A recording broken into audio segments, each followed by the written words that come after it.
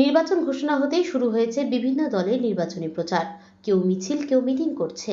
এর মধ্যে বেশ কিছুটা ব্যতিক্রমী দক্ষিণ মালদা লোকসভা কেন্দ্রের প্রার্থী শ্রীরূপা মিত্র চৌধুরী। জেলার মানুষ যাকে নির্ভয়াদি বলে চেনে।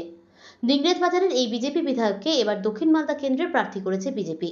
সকাল থেকেই তাকে দেখা গেল অন্য মেজাজে। পরনে গোলাপি শাড়ি, যে গাড়িটি চলছে তাও গোলাপি। বাড়ি থেকে বেরিয়ে শহরের পোস্ট অফিস মোড়ে শ্যামাপ্রসাদ মুখোপাধ্যায়ের মূর্তির নিচে বসে সকাল সকাল জনসংযোগে ব্যস্ত। কিন্তু এই গোলাপি রং কেন? তাড়াতাড়ি তিনি জানালেন, এই গোলাপি রং হলো পাওয়ার অফ ওম্যান, অর্থাৎ নারী শক্তির প্রতীক। যখন আইন কানুন কিছু ছিল না এবং সেই সময় তীব্র পুরুষতান্ত্রিক সমাজের অত্যাচারের হাত থেকে রক্ষা পাওয়ার জন্য মহিলারা একত্রিত হয়ে গোলাপি গ্যাং বানাতো। নারী শক্তি সশক্তিকরণের জন্য এই রং তিনি বেছে নিয়েছেন। এদিন সকালে ইংরেজবাজার শহরের বেশ কিছুক্ষণ সময় কাটিয়ে তিনি মোথাবাড়ি বিধানসভার উদ্দেশ্যে রওনা হন।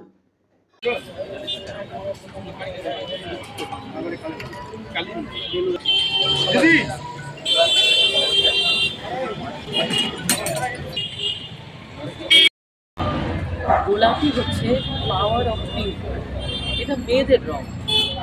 আমরা এই গোলাপি কালার দিয়ে অনেক বছর আগে, মানে আজ থেকে 3 দশক আগে গোলাপি গ্যাং আমরা তৈরি করেছিলাম মহিলাদের নিয়ে।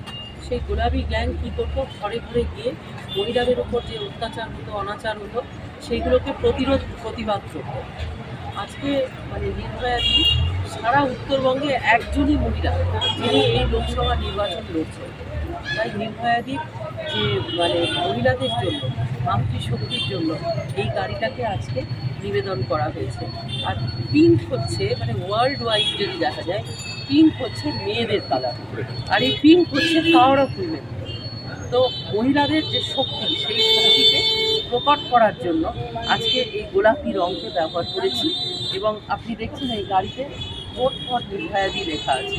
এবং এই গাড়ি আমরা একটা কার্পেট ফর্মে চালাবো। আমাদের এই যে প্রচার অভিযান, সেই প্রচার অভিযানে এই গাড়ির মতো অনেক কটা গাড়ি থাকবে, যেটা আমার কনভয়ের সঙ্গে চলবে। এবং মূল উদ্দেশ্য হচ্ছে মাতৃশক্তির জন্য এটা করা, এবং মাতৃশক্তির জন্য মানে এটা একটা প্রতীকী কার্যক্রম। বলছি, দক্ষিণ মালদা লোকসভা কেন্দ্রের মহিলাদের কি বলবেন, কি বার্তা দেবেন? নির্ভয়ে চলুন, নির্ভয়ে কথা বলুন। আমাদের পশ্চিমবাংলায় তথা মালদাতেও মহিলাদের কিন্তু নির্ভয়ে চলার জন্য কোনো স্কোপ নেই। আমরা আছি আমাদের স্বাধীন দেশে, নিজেদের জেলায়, নিজেদের রাজ্যে, কিন্তু এখানে মহিলাদের স্বাধীনতা নেই। আর মহিলাদের স্বাধীনতা তখনই হয় যখন মেয়েরা ফ্রিলি ঘুরতে পারবে, সুরক্ষিত বোধ করবে। এখানে মহিলারা সুরক্ষিত বোধ করেন না। কথায় কথায় এখানে গ্যাংরেপ, কথায় কথায় মহিলাদের উপর অত্যাচার। সেদিনকে একটি মহিলার মাথা কেটে ফেলে দেওয়া হলো। আমার ইংরেজ বাজারে, আমার নিজের এলাকাতে, নিজের পাড়াতে একটি ছোট্ট মেয়েকে স্কুল পড়ুয়া, তাকে কীভাবে হত্যা করা হলো আমরা সব দেখেছি। তো মহিলাদের এরপর যে এই অত্যাচার, অনাচার, সেইটা বন্ধ হোক, এটা সবসময়ই আমরা চেয়েছি। এবং সারা জীবন ধরে মহিলা সশক্তিকরণের ওপরে আন্দোলন চালিয়ে এসেছি।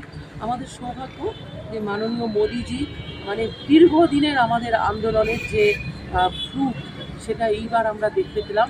নারী শক্তি অধিনিয়ম যেটা হয়েছে, মানে অ্যাসেম্বলিতে এবং পার্লামেন্টে রিজার্ভেশন থাকবে মহিলাদের জন্য 33%। আগামী দিনে আমরা সেটা 50% করার চেষ্টা করব। এবং এই যে একটা বিরাট স্টেপ মোদিজি নিলেন, সেটার জন্য আমি খুবই আপ্লুত এবং আনন্দিত। আমরা দীর্ঘদিন, মানে আমি দীর্ঘদিন, বিগত 50 মানে যতদিন ধরে আমরা